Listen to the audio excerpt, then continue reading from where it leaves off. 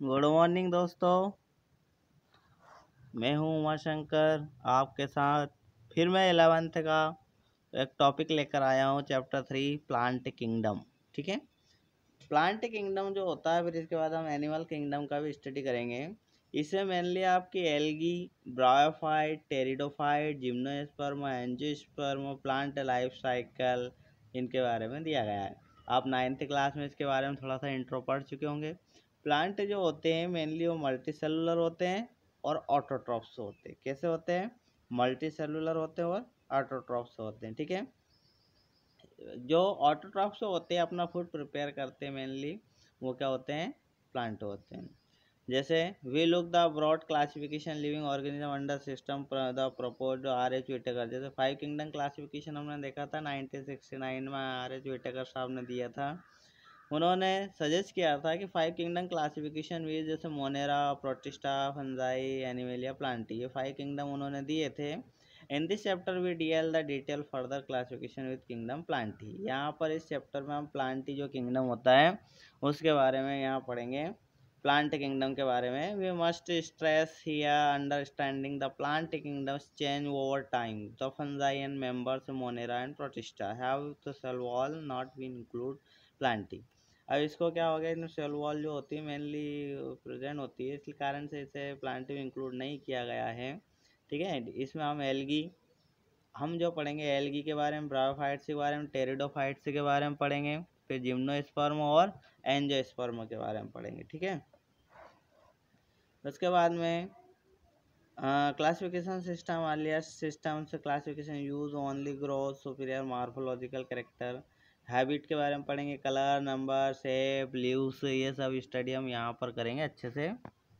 ठीक है, उसके बाद में they were based mainly vegetative character के बारे में पढ़ेंगे। एंड्रोस्टियम के स्ट्रक्चर सिस्टम गिव लीनियस के according such and with artificially. ठीक है, जो सिस्टम था वो कैसा था क्लासिफिकेशन का? आर्टिफिशियली था। उसके बाद में हम नेचुरल क्लासिफिकेशन के, जैसे उसके इन्वायरमेंट के बारे में पढ़ेंगे, वो नेचुरल क्लासिफिकेशन होता है मेनली। आगे समझ में?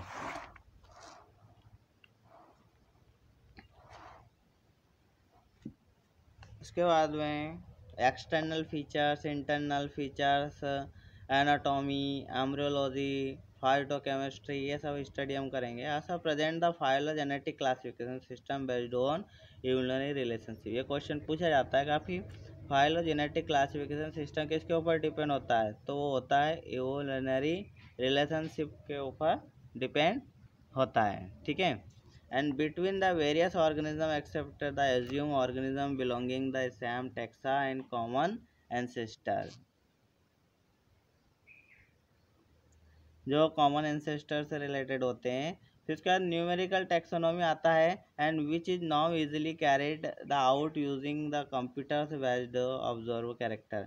जो न्यूमेरिकल टेक्सोनॉमी होता है वो कंप्यूटर बेस्ड कैरेक्टर के ऊपर डिपेंड होता है। फिर एक होता है साइटो टेक्सोनॉमी, ये मेनली साइटोलॉजिकल इंफॉर्मेशन के ऊपर डिपेंड होता है। ठीक है, एक होता है कीमो टेक्सोनॉमी, ये केमिकल कॉन्स्टिट्यूशन के ऊपर डिपेंड होता है। तो इस तरीके ध्यान रखिएगा। फाइलोजेनेटिक क्लासिफिकेशन किसके ऊपर बेस्ड होता है? एवोल्यूशनरी रिलेशनशिप के ऊपर होता है। इस तरीके से क्लासिफिकेशन था। अब हम पढ़ेंगे एल्गी के बारे में। किसके बारे में पढ़ेंगे फ्रेंड्स? एल्गी के। आप 9th क्लास में एल्गी के बारे में पढ़ चुके हैं, उसके कैरेक्टर पढ़ चुके हैं, लेकिन यहाँ पर थोड़ा डिस्क्रिप्शन दे रखा है।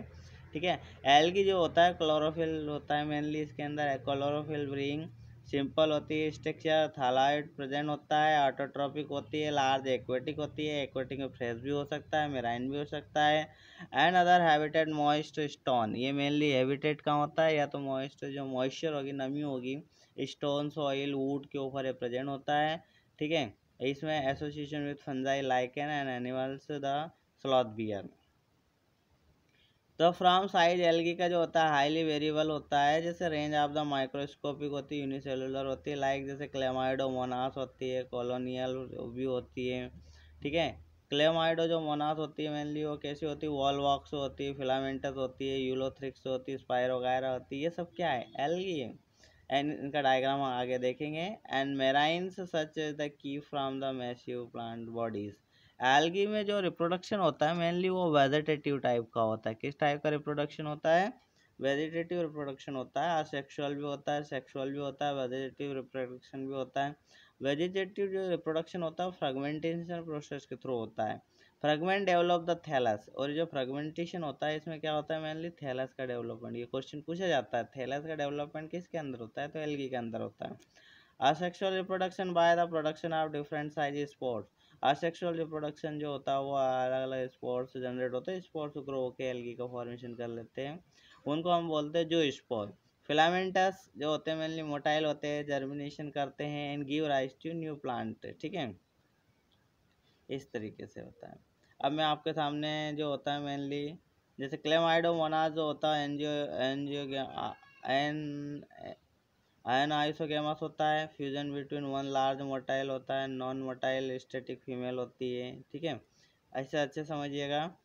यहाँ से हम स्टडी कर रहे हैं। The gamete can be filamentous होता है, सिमिलर साइज होती है जैसे क्लेमाइडोमोनास की। नॉन फ्लैजेला नॉन मोटाइल होता है बट साइज एंड स्पाइरोगायरा, ठीक है।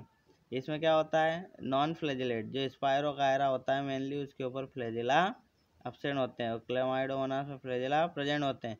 सच रिप्रोडक्शन कॉल्ड आइसोगेमस, इस टाइप का रिप्रोडक्शन जो होता है क्या कहलाता है, आइसोगेमस कहलाता है।